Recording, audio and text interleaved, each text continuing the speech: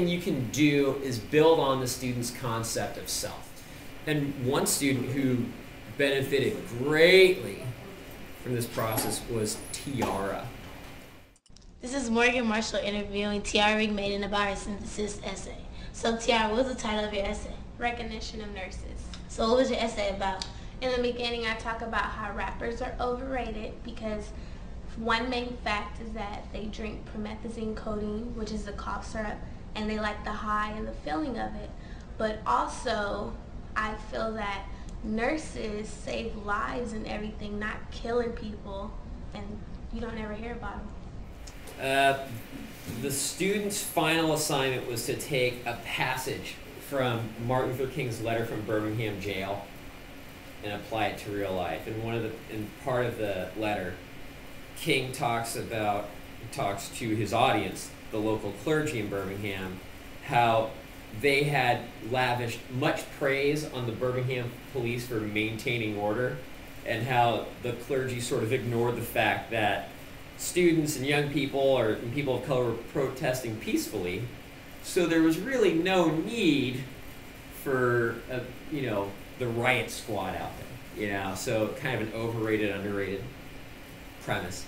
So Tiara, before the class started, she bought into the class, but there was some hesitation. She struggled with a couple assignments in terms of confidence. So this was for her to even be on camera. It became sort of a record of progress. Second of all, this student, Morgan, whom I love more than anything, didn't stop talking for 3 weeks, right? Fresh out of high school, and what do you know, 18 years old, she knew everything.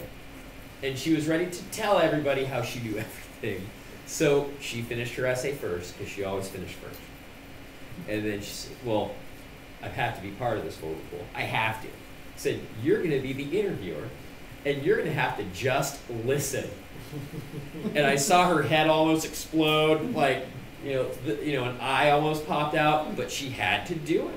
So there's another skill. So here's the other lesson I got out of this is, we're going to show how to make a video in a second here, but put the camera in their hands, give them the assignment, and they'll come up with stuff that you didn't even imagine.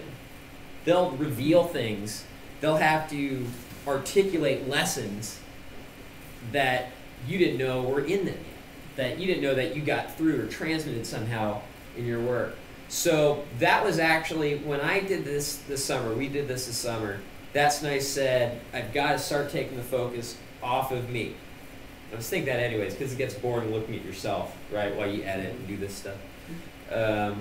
But that's where I think the real potential lies in terms of assignments or bringing video to the class. It's just like when we were in high school, they said, go write the hidden scene in Antigone. Go write the lost scene in Great Gatsby.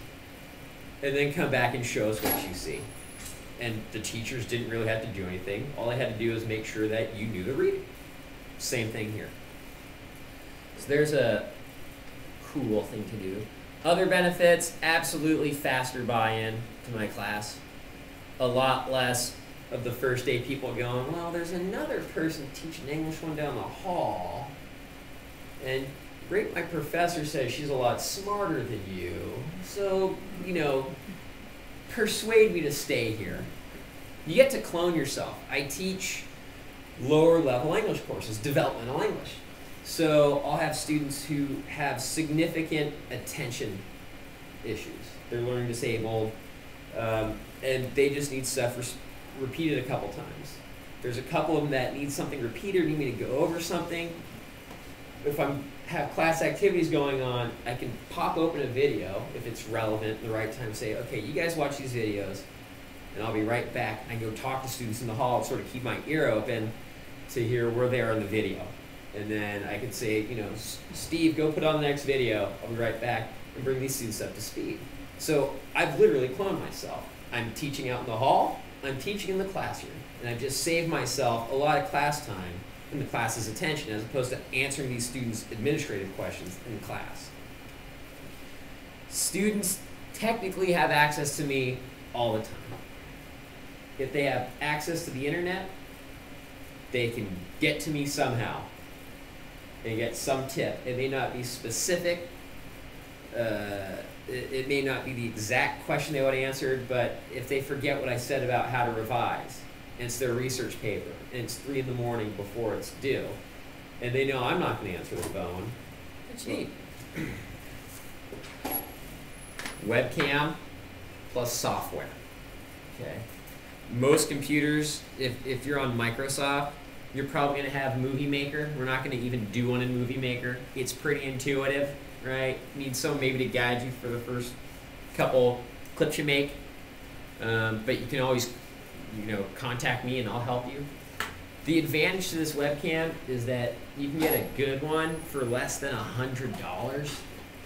This cost me on my own, I shelled out $50, I think, after taxes and rebate and all that stuff. And the only issue with webcams is lighting. So that video I had with Josh Stein, there's light bouncing off that white page. And we're in fluorescent lighting, we did the best what we could. If you want to go out and buy some Klieg lights or something, go ahead, but I think you can still get the point across without big production value. In fact, if you're spending too much time on production value, why aren't you grading something, right? Or why aren't you in a meeting? Or the flip camera. The flip camera is my new best friend. Here's why. It's super simple, and you can make videos quick and dirty and load them up to the internet super fast. Okay. This right here, that has my software. My software is right there. I don't need to load it in the computer. There's no additional disk that I had to get to load it in to make it all work together. I just plug it in.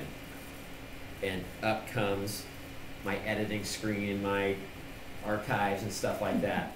Now, who wants to be in a video with me? Anybody? Or is it just going to be Jeff?